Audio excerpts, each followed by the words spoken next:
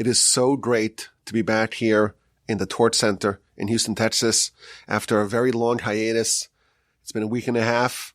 I didn't walk in to the office, to the center, to the glorious studio here, even though I'm only like a mile and a half away. But of course, it was Pesach, and I don't walk into the office. We had a lovely Pesach. Everything was fantastic. I hope you had a delightful Pesach as well. I checked the news last night after being offline. It turns out the whole world is on fire. And I hope everyone's safe wherever you are. There's lots of madness and chaos and mayhem, especially at these universities. And I did think about the serious question of, how much longer do we actually have here? We've said this many times in the past. Our place where we belong, of course, is in Israel. We're here. We're very appreciative of the hospitality that our people have experienced in this country. But I think any Jew with a sense of history knows that we don't have a permanent residence outside of the land of Israel. And who knows, is the tide turning on American Jewry on this beautiful period, this golden era of prosperity and support and freedom to live as Jews and to be proudly Jewish in this country? Is that coming to an end? These are serious, weighty questions. But I'm thinking about all of y'all out there in the big bad world. Hope everyone's safe, and I hope we can continue to be proudly Jewish in this country. I always tell my children, I'll tell you this, and I'm sure I've said this many times on the podcast, a Jew with even a moderate sense of history, make sure that you always have a valid passport. We're going to talk about a little bit later on the podcast about the bug out bag and the survivalist and being a prepper. But I think we have that in our nature. We are a bit paranoid. There's the old joke they say is that, well, why are all the Jews paranoid? And the answer they say is because, well, anyone who wasn't paranoid, it was, didn't make it through the pogroms and the various vicissitudes of Jewish history. That's a joke, but there's some seriousness to it because, we spent a lot of time in Poland and that didn't work out well. And we spent a lot of time in Russia. We had to deal with the various pogroms and anti-Semitism there, and in France and in England and in North Africa and in the Middle East. Our nation has gone through a lot. And it's the story of our history that we're wandering. We don't get to settle down in any place outside of the land of Israel for a very long time. And it should be noted, and we are forever appreciative of this, is that this country, the United States of America, has shown incredible hospitality and allowing the Jews to flourish here in a way really unmatched by any other country in any other history of our exile. But a lot of people are saying this, and who am I to argue with them? Maybe the golden era, the utopia of American Jewry is maybe nearing its end. Maybe that's a good thing. I don't know. But I wish everyone to stay safe. And what can I say? Of course, all of us are deeply disturbed by what we're seeing on these campuses throughout the country. And what's, of course, extra enraging about this is the Jews who are joining these protests against their own people. That, of course, it's sad, it's tragic, and it's enraging. But I've been saying this for a long time. We knew this a long time ago, that these universities are not hospitable to Jews. Get them out of these universities, get them to a place that's more receptive, that's more understanding, that's more hospitable to our people. Better yet, send them to yeshiva. That's where I went. And I received a first-rate education. And I learned how to think. And the students in yeshiva, well, they emerge with razor-sharp brains. And along the way, they learn all about Torah, of course, and they deepen their connection with their heritage and history. And they spend a lot of time learning about character development and trying to improve themselves. And you know what? If your children go to yeshiva, they'll give you lots and lots of Jewish grandchildren. It's a no-brainer. But if that's not in the cards, at least make sure you stay safe and stay strong and stay proudly Jewish. Our people are under attack from many different directions. And we, of course, we know that we can only rely on the Almighty, and we hope that all of us remain safe and secure, and our people, both in the diaspora and in Israel, we experience a salvation. This is still the month of salvation, and we hope and pray that good times are ahead. Well, we have a Parsha podcast. Last week, of course, there was no Parsha because it was Pesach. So I got some time off, and I really enjoyed it. But now we're back. We're back in the Torch Center here in Houston, Texas. I have my favorite microphone. I hope my voice is coming across. It's transmitting in a pleasant way to you. Hope you're doing well. So let's begin. The Parsha begins, Acharei, with the Yom Kippur service. Once a year, the most solemn, most sacred, most important, the most holy, the most pure day of the year. On this day, all of our sins are cleansed, are atoned for, are expiated, and we have a representative that goes before God and does a very long service as detailed in our Parsha to secure our forgiveness. And that's the first part of our Parsha. And I want to focus on the unusual preamble before the Torah tells us, before our Parsha tells us about all the various different sacrifices and processes and procedures and practices that the high priest, primarily, does on Yom Kippur. We read the introduction. Vaydaber Hashem el Moshe. God spoke to Moshe. When did God speak to Moshe? Acharei, after the death of the two sons of Aaron. You recall, a few weeks ago, Parsha Shmini, we read about how on the first day of the inauguration of the tabernacle, there was this terrible tragedy where these two absolute superstars, the two sons of Aaron who were slated to replace Moshe and Aaron, two people who may have been even greater, we're told, than Moshe and Aaron, they made a decision to offer a foreign fire. And on the day where our connection with the Almighty is cemented in a permanent fashion with the tabernacle, it is marred by the terrible tragedy of the death of these two superstars, of these two bright beacons of our people. That was in Parsha Shmini. And then we had all the laws afterwards in Parsha Shmini. And then we had Tazria Metzora. And now it's Acharei. So it's been 3 weeks, 3 Parshios since that event. And the verse tells us, the first verse of our Parsha tells us that the events of our Parsha, they happened Acharei, after the death of the two sons of Aaron, Bidkar Vasam Lefnei Hashem, when they became close, when they brought themselves close before Hashem, before the Almighty, Vayomusu. And they died. And the verse continues, God said to Moshe, speak to Aaron, your brother, and he shall not come at all times to the holies, meaning to the Holy of Holies, because if he does that, he will die. Instead, he comes on Yom Kippur, and he comes with a very specific set of sacrifices to follow the very rigid and specific protocol of Yom Kippur. That's how he must enter, not willy-nilly like his sons did. Now, the commentators, of course, all trying to figure out why is it relevant to tell us now that the events of our Parsha, the instructions of our Parsha, happened Acharei, after the death of the two sons of Aaron. That happened some time ago, Parsha Shmini. We had all the laws in Tazria Metzora, and now we have the laws of Yom Kippur, and suddenly we're told, this happened after the death of Nadav and Avihu. So, of course, Rashi, as he always does, he addresses this. Ma ta'almud lomar. Why does it have to tell us that these events, that this instruction, God tells Moshe, go tell Aaron not to enter the Holy of Holies at all times, to follow this specific protocol on Yom Kippur? Why are we told that this was conveyed after the death of the sons of Aaron?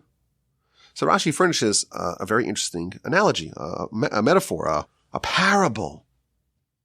There was a sick person who went to the physician, and he gave him a very specific protocol to follow. He prescribed what he should eat and how he should conduct himself. And he tells him, don't eat this food, and yes, eat this food, and do this, and don't do that. That is how the physician guided the patient. And then came a second patient. And he had a very similar diagnosis. But instead of telling him what to do, just simply telling him that, what to do, what not to do, the physician added a warning. Eat this and don't eat that. Conduct yourself like this and not like that, because otherwise you will die. You will die like this and this person who died. He had your condition. He didn't follow my rules, and he died. Which one of those patients is going to follow, or is more likely to follow, the instructions of the physician? The one who was told, don't do it. Don't do this, don't do that. Do this. Do that. Because if you disobey my instructions, you will die like this and this person. That's a much more powerful message from the physician. So too, God tells Moshe, after the death of the two sons of Aaron, tell Aaron, he should not enter the Holy of Holies. Because otherwise he'll die. He'll die like two other people, his two sons. They entered the Holy of Holies, and they died. Moshe is acting like the physician. Aaron's like the patient. And the message, the prescription, the protocol that he is outlining is not to enter the Holy of Holies at any time, only on a specific time, following a specific protocol, because otherwise he will die like his two sons. So there's 2 points here that Rashi is conveying to us. Number one, he's telling us the reason why Nadav and Avihu, the two sons of Aaron, died. They entered the Holy of Holies. They entered the nuclear reactor zone, and that's why they died. That's idea number one. And the reason why this is mentioned now is because Aaron is being warned not to copy them, not to follow their ways. And in order to amplify the potency of this restriction, he's not given just a generic law, don't do this. He's not even told, don't do this or else you'll die. He's given the most strident example of what would happen. Don't do this. If you do it, you will die like someone else you know very well who did this, and they died. You know, if there's a very famous person who died in absolutely dramatic fashion while trying to breach the nuclear site, it's very powerful to say, don't do it, because if you do, you'll die like that and that person. That's what Rashi tells us. And therefore, our verse starts, Acharei after the death of two sons of Aaron. Now this raises an interesting question. Aaron is being told not to enter the Holy of Holies. Evidently, it would be insufficient for Aaron to be given just a generic warning. Don't enter the Holy of Holies. Unless it's Yom Kippur, unless you bring all these various sacrifices. That's not enough. You have to tell them, if you do it, you'll die. If you violate this law, you'll die. And even that's not enough. If you do it, you'll die like Nadav and Avihu, your two sons, died. We're talking about Aaron, the high priest. On some level, he's equal to Moshe. One of the greatest people we've ever had. You imagine that if you simply tell him, this is forbidden, that should be sufficient. Certainly if you say, it's forbidden, if you do it, you're going to die. He believes this 100%. If Moshe says, God tells you, God wants you to know that if you went to the Holy of Holies, you're going to die, Aaron will certainly believe that is true. And that's not sufficient. Got to add some oomph to it. You got to say, no. If you enter the Holy of Holies in violation of the will of the Almighty, you will die like your two sons, Nadav and Avihu, died. That's the requisite amount of warning that Aaron must be given. It's deadly, and it will kill you as it killed your two sons. It does seem to us maybe to be a bit excessive. Is this maybe some overkill? Was this truly necessary? We see from this Rashi, it's implied from this Rashi, there was something so irresistibly seductive about entering the Holy of Holies, that if Aaron was only told don't do it, he might have violated it. And if he was only told don't do it, if you do it, you will die, he still might have violated it. It was necessary to say don't do it. If you do it, you'll die. If you do it, you'll die like your two sons died. There was something so overwhelmingly desirous, covetous for Aaron about entering the inner sanctums. A warning, it's not enough. A warning telling him you're going to die, it's not enough. Only if he's told you will die, as did Nadav and Avihu. Only that strident warning will be sufficient. And the commentaries tell us that Aaron, this incredible person, this incredibly developed spiritual individual, if we would see him, he would be indistinguishable to us from an angel. Just this incredible persona of holiness. He has a desire to go into the Holy of Holies, to go to the holiest place and to be closest to the Almighty in a way that we cannot even fathom.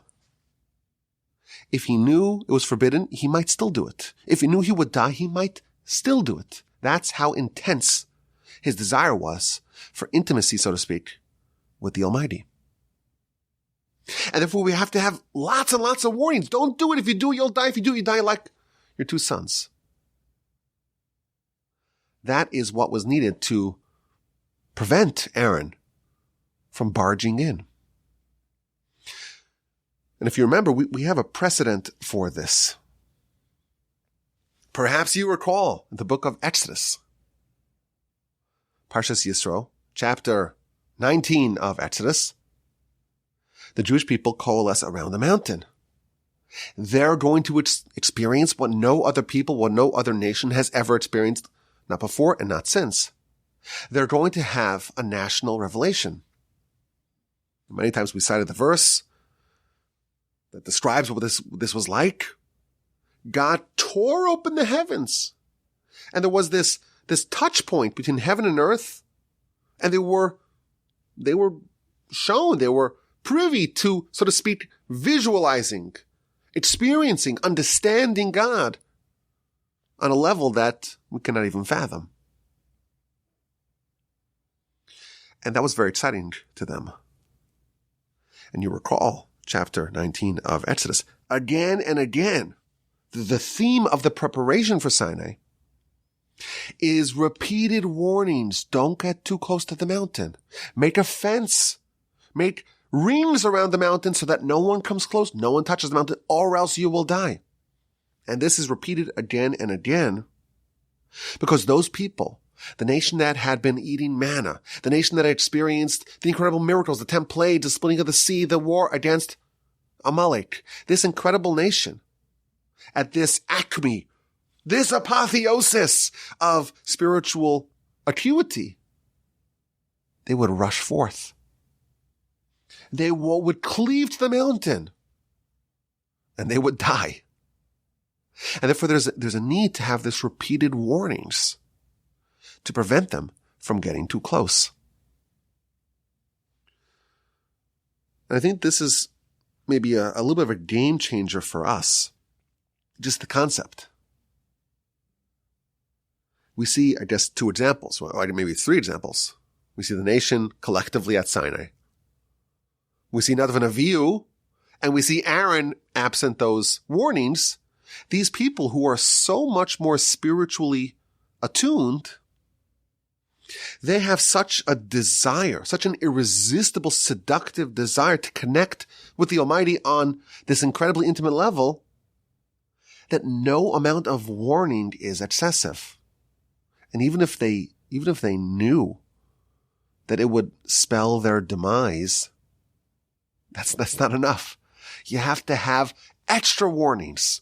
You have to put a fence around it. You have to tell them you'll die like your 2 sons, Nadav and Avihu, died.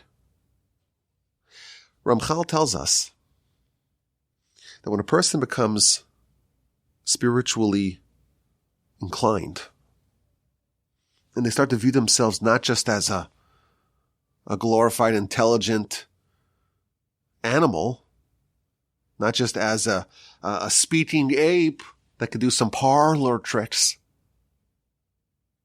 They're not just this very advanced Homo sapien that just came out of this magical process. Oh, there was just this amoeba, and then somehow, some way it spawned into a trillion different species. When people start to view themselves as a soul that's loftier, that's more pure, that's more elevated than any angel. When people start to realize that they are the thing, or they have within them, or they have the capacity to be an entity that's most similar to God, even more than the angels. As next week's Parsha we're going to read, God tells us, Kedoshim Tiyu, be holy because I'm holy. Which is, again, staggering. God Almighty, creator of heaven and earth, he's holy, and he tells us, be holy like me. And the Midrash explains, well, you can't be as holy as God, just one notch below. That's what the human is. But of course, we come into this world and we want experiences, and we want to watch television, and we want to go to the sporting events, and we want to listen to music, and we want good food, and we're totally dominated by a physical mindset. So the whole idea of rushing in to get close to God at Sinai and barging through the barricades and going into the Holy of Holies, even though it means that we may die, that's a foreign concept. Ramchal tells us the mark of a spiritual first person is when they develop a magnetic attraction to spirituality. And again, this is strange to us because initially we don't find this appealing. Mitzvah is the concept of a mitzvah, which is an act of spirituality, an act of connecting with our Creator, an act of emulating our Creator. That's something that's a chore. It sounds like a lot of work. It's Sunday school. It's what your mom wants. Eat your veggies. It's boring. It doesn't have any allure to it, at least initially. But if a person becomes more of a spiritual being, they start to develop a magnetic attraction and a drive and an impulse to this that far outweighs the pursuit of anything physical or material or carnal. As you know, the Talmud tells us that the ultimate experience of pleasure and joy is sitting in Olam Haba, the world to come, as souls basking in the radiance of the divine presence. And when we hear that, we say, sounds kind of boring. It's like some sort of cruise. We just sit around and experience the pleasure of God. What does that even mean?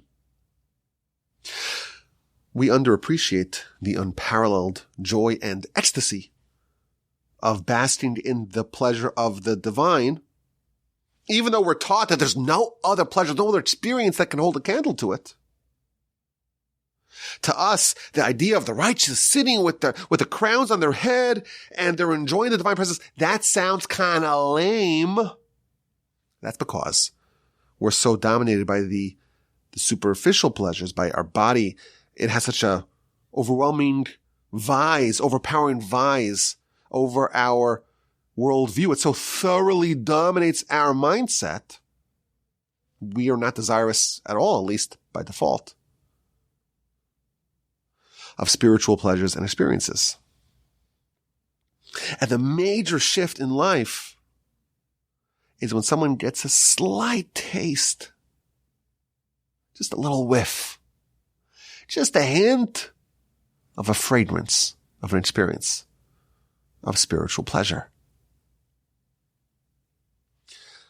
once they have just the tiniest of tastes, that creates a seismic shift in that person's life trajectory. Once you have that taste, slight as it may be, your life will never be the same.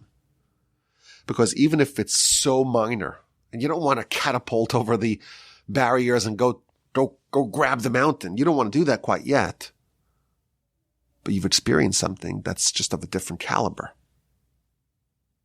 And there's no exchange rate between that and any other more minor, less sophisticated, the material, physical, or carnal pleasures of the world. That's really our goal. If I could say, what's our goal here? We're trying to learn about the Torah. We're trying to train our children to be good Jews. We're trying to raise them properly. We're trying to raise ourselves properly. What is our goal with a young child? But we're all young children to some level. Our initial objective is to get someone and to get ourselves to experience a little bit, a little taste, a hint, a scintilla of this experience. Because that begins a process, and the process should take a lifetime. The process of trying to really understand that and really experience it and do what it takes to really get more of that and to build your life in a way that's conducive to that. And then the major hump, the major thing we have to overcome is to have just that one point of this tiny little touch point with that sort of experience. It's going to take a very long time before we're willing to jump into the demise, if you will, of clutching the mountain. But that's of course a very advanced stage. But the first step, and the reason why it's so hard, because you're rebelling against it, right? You don't want it because you don't see any value in it. You is all of us. The kid doesn't want to study Torah. Why would I study Torah? What tangible benefit will I ever garner? That's a very good question. And they don't see it. It's not evident to them at all, really. Why would I do charity and kindness? Wait a minute. I'm working on behalf of someone else. I'm going to give my hard-earned money for someone else, for some other cause, and I get nothing tangible in return. Of course, we know that you do get something very tangible in return. You have a feeling of a spiritual deed, and that bestows spiritual pleasure. But that's a learned experience. That's an acquired taste.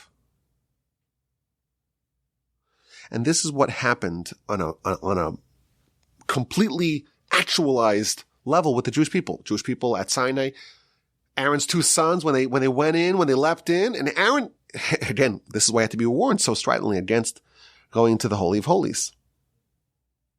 To enter the inner sanctums of the temple, of the tabernacle, and to experience this incredible, unimaginable, unfathomable, indescribable level of a connection with the Almighty. That's something which would be so desirous to Aaron. You need to be warned with the extra warning. Don't do it. It's prohibited. If you do it, you will die. And even that's not enough. You will die as did two others who entered unauthorized, Nadav and Avihu. Let's take this idea a bit further. Listen, this is year 8 of the Parsha Podcast. Our mandate is to go deep and deeper. Dad, the Torah connects us to our predecessors, to the previous generations, to our parents, to our father, to our mother, to our grandparents, going all the way back, generation to generation. Midar Ladar, back to the great sages of yore, back to the Rambam and Rashi 1,000 years ago, to the authors of the Talmud and the Mishnah 2,000 years ago, to the great prophets, of course, all the way back to Sinai. That's what we're doing here. And we're going a bit deeper. Try to understand it on a little bit of a deeper level. There's a stunning piece in the Acharei, one of the great commentators on the Torah. And it's also just in the first verse of our Parsha. God spoke to Moshe, Acharei Mos, after the death of the two sons of Aaron, when they, which means that when they came close, but also means when they offered a sacrifice. The word korban means close, but also means sacrifice. When they came close, when they offered a sacrifice before Hashem, Vayamusu, and they died. So the Acharei, he has a series of questions, as he often does. Just on one verse, he has 5 really sharp questions. If you look at the very next verse, God commands Moshe to speak to Aaron. So verse number 1 of our Parsha, God spoke to Moshe, but it doesn't tell us what he said. So God spoke, but what did he say? In the second verse, we hear about what he said. But the first verse, there's an implication. There is some sort of message being conveyed. It's not clear what it is. Again, this is a little bit of a nuance, but he's pointing out that the first verse of our Parsha, it seems a bit loquacious. It's a bit wordy. Why is it thus structured? And he asks a second question. It's after the death of the sons of Aaron. Does it matter if it was before the death of the sons of Aaron? Does it matter if it was after the death of the sons of Aaron? And he points out another thing. Is the verse telling us that they offered a sacrifice before God and that's why they died? Well, we know that. Go back to Parsha Shmini, chapter 10. It says the same thing. Moreover, in this verse, if you read it, it describes the death, or it mentions the death of these two sons of Aaron twice. Acharei Mos, after the death of the two sons of Aaron, when they brought a sacrifice before Hashem, Vayamusa, and they died. So he's pointing out that the verse seems to be saying a lot, and it's not clear what it's actually saying. What is the overarching message? And what he says is just absolutely fascinating. And we're going to go a bit deeper, deep and deeper. By the way, over Pesach, I have to tell you, I selected next year's theme, please God. Next year's going to be the 9th year of the Parsha Podcast with the help of the Almighty. Of course, we're not sure that we'll be able to do it because every Parsha Podcast is just a gift. Because I'm telling you, I start off the week, I have literally nothing to say. I could put the microphone on and I could start singing to you and I could tell you nonsensical stories and I could tell you what happened over Pesach and all the drama. But to say something cogent and coherent and interesting and entertaining and intriguing and informative about the Parsha, I start off with nothing. It's just a gift from the Almighty. So we're not making we're not saying that we're expecting to be around and to be able to do this Parsha Podcast even one more episode, even this episode. Who knows if we'll make it to the end? We don't know. We expect nothing. We are dead until the Almighty breathes life into us every single moment.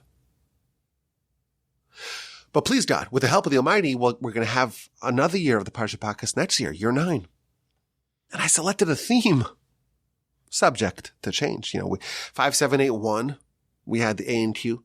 5782, we had the exquisite insight. Last year we had the raise your IQ, your Parsha IQ, and your general intelligence. And this year it's deep and deeper. Next year, there's already, please God, a theme, which I will unveil at a later date. But this year we're trying to go a bit deeper. And we have an idea, which is hinted to in Rashi,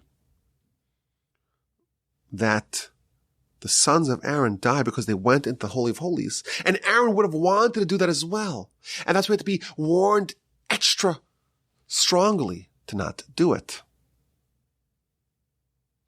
The Acharei, he expands on this idea. And he says that when a righteous person dies, let's say Moshe, Aaron, even Aaron's sons, as we shall see, the way they die is by transitioning to being exclusively a soul. Think about it this way. Ready for an image you'll never forget? Imagine you are wearing pants made out of flesh. And you just took off your pants.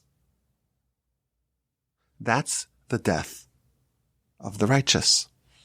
They have pants, it's made out of flesh. They have maybe called a onesie, a whole body full of flesh, and they just remove it. And they're just as alive as they ever were. That's the definition of death for the righteous. For us, it's more complicated because the soul and the body are so helplessly entangled. To disentangle it, it's very difficult, and it's not a simple, seamless process. But for the righteous, they are living as a soul. They happen to have a body that is like this vessel for the soul. So you just unzip it and you remove the fleshy garment, the fleshy onesie, and you are still alive in the exact same way that you were, just that the body is no longer harboring your soul. How does that work? So what he says is like this. He says that you have an experience. The righteous, they have an experience. It's closeness. It's dveikus, which is cleaving. It's neimus, it's pleasant. It's arevus, it is delectable. It is camaraderie. It is cherished. It is desirous, and it is sweet. These are all the terms that he uses. The Almighty reveals, so to speak, himself to them, reveals his insight to them in a way that kind of slurps their soul out of their fleshy onesie. And the only difference between Nadav and Avihu and all the other righteous people is that they kind of leapt out of their onesie. They jumped out of it. They didn't wait for God, so to speak, to reveal himself to them. They kind of went close to God. They came out to God, so to speak. And they died in the same manner that all the other righteous die. They unzipped their physicality. They divested themselves of their physicality. But unlike everyone else, where they wait, so to speak, to God to do this process, they leapt into it. And that's the definition of their death. They beckoned it. They came closer. They didn't wait for it to come to them. And that's what the verse is telling us. God tells Moshe, after he's revealing to them what the death of the two sons of Aaron was. He's describing that they knew that they were going to die. And they knew exactly what it entailed. And they did it specifically because that's what they wanted. They were drawn to it. They were drawn to it with a magnetic attraction that made them approach God, so to speak, instead of waiting for God to approach them. And Aaron, he would have the same tendency. Go warn him to not do it. So again, this is such a deeper understanding of the interplay between body and soul and the nature of death, certainly the nature of death of the righteous and the nature of the death of Nadav and Avihu. Aaron, by the way, had the same death. It's just that he waited for God to do it to him, so to speak. He didn't beckon. He didn't accelerate this process. But his sons did. And Aaron's warned, don't copy them. Now, it's very interesting, of course, on many levels. But there's a bit of a problem that I want to ponder with y'all. I want to ask a question. And I think when we answer, we're going to get to even the next level of understanding of what happened over here. In today's society, in modern society, when someone commits suicide, God forbid, we feel bad for them, what caused it, we take blame for ourselves, and so on. It's obviously a tragedy. The Torah is very strict against suicide. The Torah equates suicide with murder. It's self-murder. You don't own your body. You don't own your life. It's God's. And therefore, if someone, God forbid, commits suicide. That is an act, in the words of the Talmud, it's like a self-murder. And therefore they're viewed as a murderer. So there's almost a vilification in the Torah's perspective of someone who commits suicide. Now, of course, if they are under the influence of something, or if they're not acting with a rational, sound mind, we can't judge them. We can never really judge them. But conceptually, suicide is an absolute no-no, because it's murder. Two sons of Aaron, they leap past the barricades. They scale over the barriers, and they enter unauthorized, knowing full well what they were doing. And they leap out of their fleshy onesie. How is this different than suicide? Halacha states, if someone, God forbid, commits suicide, they are not lionized. They're not eulogized. Because what they did is completely unjustified. We see that Nadav and Avihu, these two sons, were lionized. And they were eulogized. And they were mourned. And of course, Moshe tells Aaron and his two remaining sons, you don't mourn. You don't let your hair grow out, and you don't bewail them, but everyone else will. So what's the difference here? If we're understanding that what Nadav and Avihu did when they came close, they knew what they were doing, and they wanted to have that commune, so to speak, with God. They wanted to have that ultimate spiritual experience. But that brought to their death. Why are they different, God forbid, from someone who committed suicide? The halacha is, you're not allowed to do that. Now, even if someone were to put a gun to your head, God forbid, and say, you eat the non-kosher food or I shoot you. What do you do then? You're being threatened. I'm going to kill you if you don't violate the Torah. So we may think, well, I have to listen to Hashem. And Hashem says, well, don't eat the non-kosher, so I have to die. That's a good argument, but the truth is the Torah says not like that. In fact, later on in our Parsha, chapter 18, verse 5, the verse says that Hashem gave us the mitzvahs, v'chai b'hem, and you should live through them. Which the Talmud explains, it means that the mitzvahs were given for us to live and not to die, and therefore if the only way for us to fulfill the mitzvah is by dying, then we must choose life above dying. So the gun to your head, eat the non-kosher, you eat the non-kosher. And what if someone's very extra righteous? And they say, you know what? I want to volunteer. I volunteer as tribute.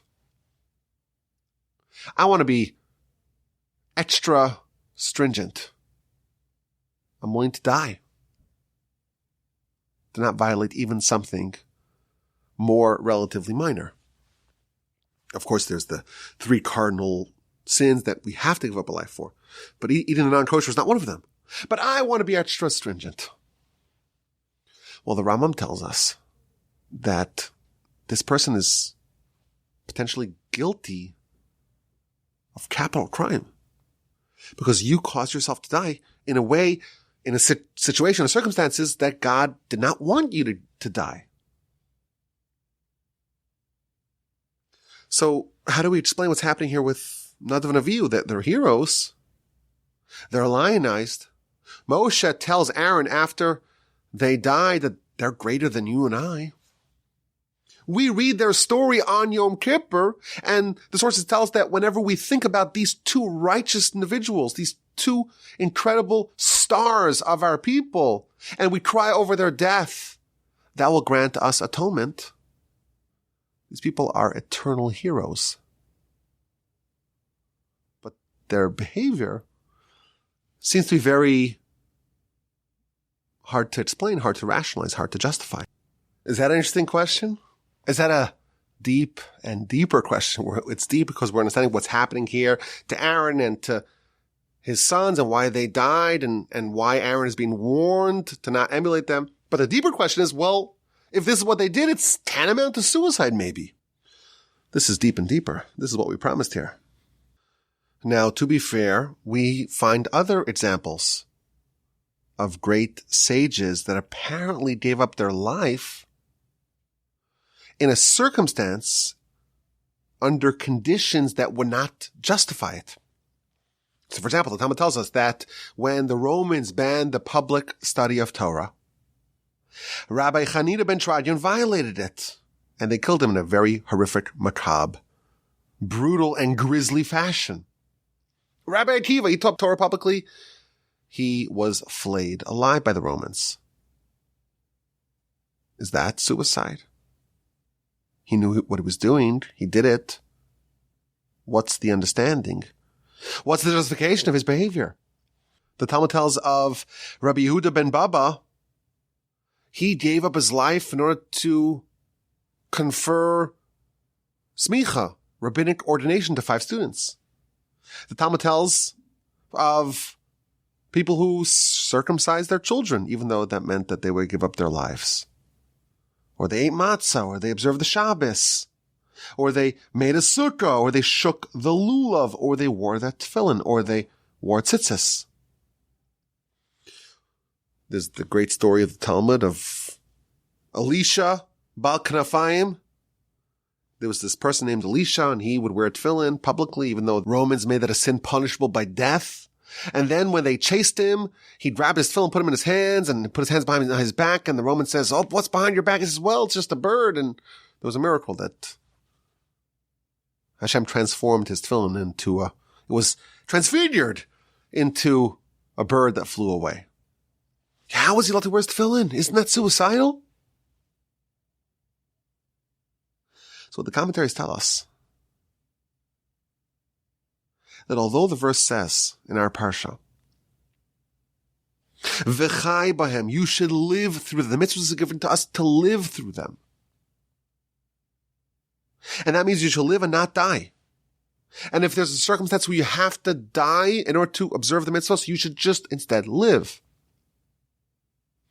There was a second interpretation of this verse. When the verse says that God gave us the mitzvahs so we should live through them for the absolute greatest amongst us, that means that our entire lives should be wrapped up, or their entire lives, the greatest of us, their life, their lifeblood, their oxygen, their continuity, their basic existence is completely wrapped up in their mitzvahs.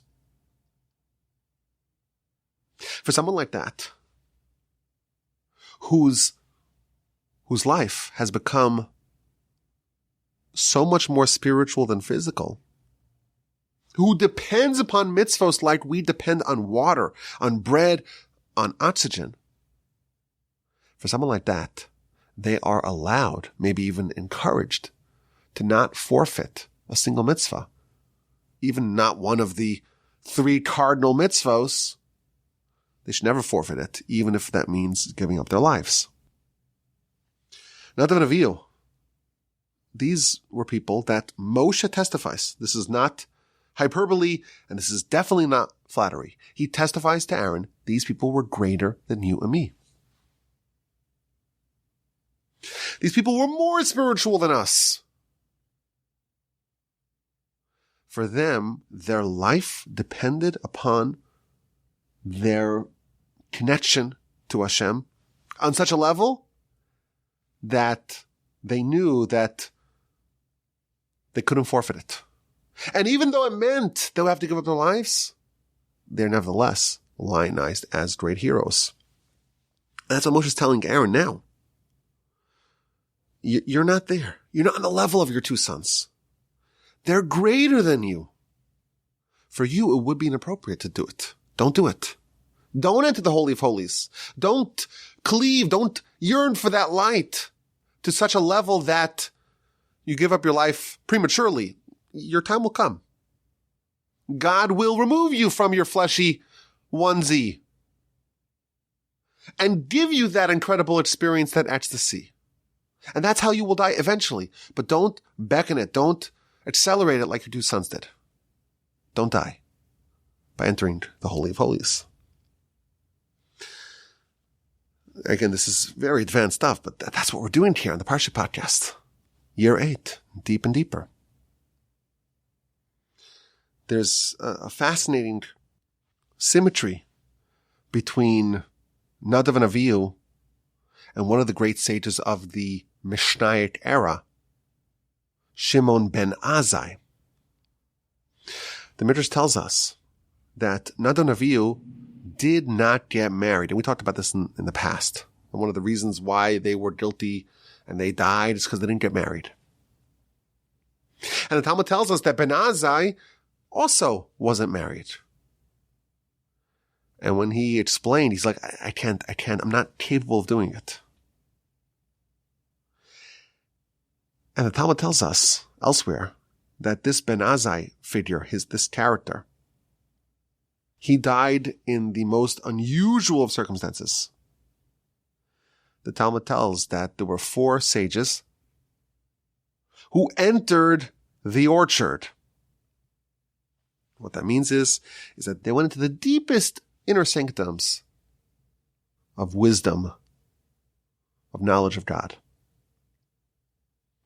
And of these 4 sages, only one emerged unscathed. Only Rabbi Akiva, Yatsa B'Shalom, he emerged in peace. One of them, Acharei, he became corrupted. He became a heretic from this experience. One of them became crazy. He went nuts. And Ben Azai, he got too close and he died. To me, I find it interesting that we see both Ben Azai didn't get married, and he died in this process of connecting, so to speak, on this level, on this prematurely connecting with God in a way that slurped up his soul from his body. That's a parallel, if you will, to what we see here with Nadav and Avihu. And again, this is not something that we could even fathom. This is so deep. This is not practical for us. Not every Parsha podcast is practical. Maybe it's practical for us because we have to know that there's this idea. We have to try to develop within ourselves a little bit of a taste of what they are after. They're not married. Why not? They're not capable of marriage. They're so dominated, so thoroughly dominated by their souls. Their physicality is such an afterthought. It's not possible for them to have a commune with another human, with another body, because that's such a foreign element of their existence. It's a foreign concept to them. For them, these people, these 3 people really, Nadav and Avihu and Ben Azai, they're incapable of viewing themselves, of living as a body. And therefore, they're not able to withhold from getting too close to the fire, from catapulting over those barriers. That's why they died. Aaron, you're not on that level.